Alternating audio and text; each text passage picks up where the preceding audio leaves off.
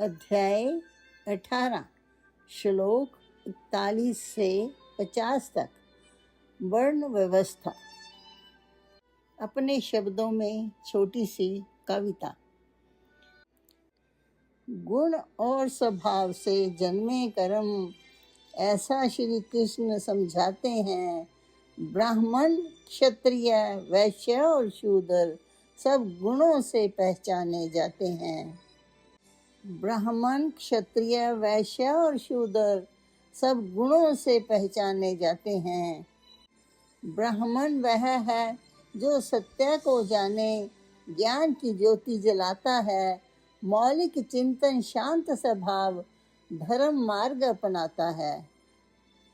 क्षत्रिय वह जो साहस रखे, अन्याय से लड़ जाता है, भीतर के भय और विकारों पर धैर्य से विजय पा लेता है।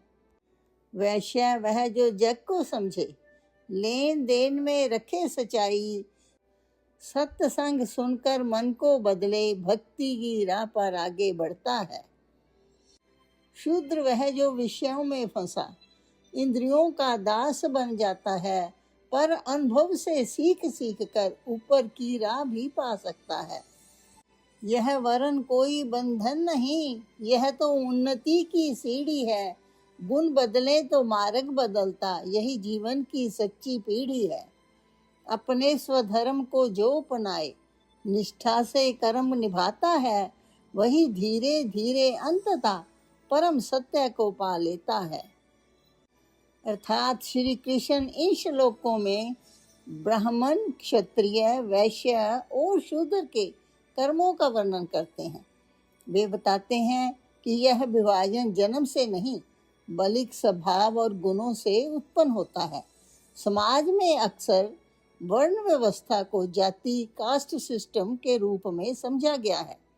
इस कारण यह मान लिया गया कि ब्राह्मण ऊंचा है और शूद्र नीचे, परंतु श्री कृष्ण का दृष्टिकोण आध्यात्मिक है। वर्ण व्यवस्था का सामाजिक दृष्टिकोण भी है। समाज में परंपरा के अनुसार ब्राह्मण शास्त्र पढ़ने पढ़ाने वाला विद्वान है, क्षत्रिय शासक, रक्षक और योद्धा है, वैश्य व्यापारी और आर्थिक व्यवस्था चलाने वाला, और शूद्र सेवा और श्रम करने वाला है। इतिहास में जाति विभाजन के कारण कई अन्याय भी हुए। उदाहरण के लिए कर्ण को शस्त्र विद्या सीखने से मना किया गया। इस तरह समाज में शिक्षा और अवसर सबको समान नहीं मिले। श्री कृष्ण का आध्यात्मिक दृष्टिकोण है। श्री कृष्ण कहते हैं कि वरण जन्म से नहीं, गुण और स्वभाव से तय होता है। यह एक आध्यात्मिक सीढ़ी है। यहाँ मनुष्य अपने विकास के लिए आगे बढ़ सकता है। आध्यात्मिक दृष्टि से शूद्र वह है जो केवल शारीरिक सुख को ही सुख मानता है, इंद्रियों और विषयों का दास बना रहता है, अच्छा खाना पहनना और भोग में ही जीवन का लक्ष्य देखता है, जीवन में गहरी समझ और विवेक नहीं जगाता। ऐसा व्यक्ति धीरे धीरे अनुभव से सीखता है और आगे बढ़ सकता है।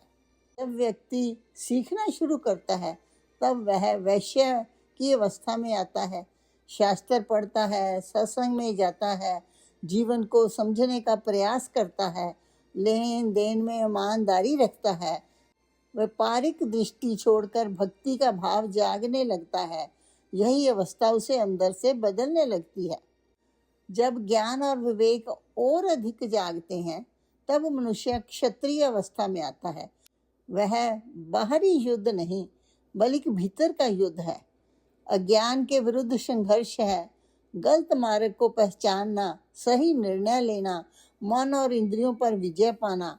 जो व्यक्ति अपने भीतर के विकारों से लड़ता है वही सच्चा क्षत्रिय है। ब्राह्मण वह है जो सत्य की खोज में चलता है, फल की इच्छा के बिना कर्म करता है, गहरी समझ और मौलिक सोच रखता है, केवल परंपरा नहीं बल्कि स्वयं अनुभव से सत्य को जानता है। ऐसा व्यक्ति ओरिजिनल थिंकर होता है। वह सत्य के साथ चलता है क्योंकि सत्य ही ईश्वर है।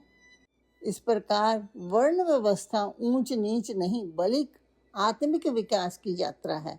शूद्र से वैश्य, वैश्य से क्षत्रिय और क्षत्रिय से ब्राह्मण की ओर बढ़ना ही आध्यात्मिक प्रगति की सीढ़ी है। अंततः मनुष्य सत्य, ज्ञान और परमात्मा की ओर बढ़ता है।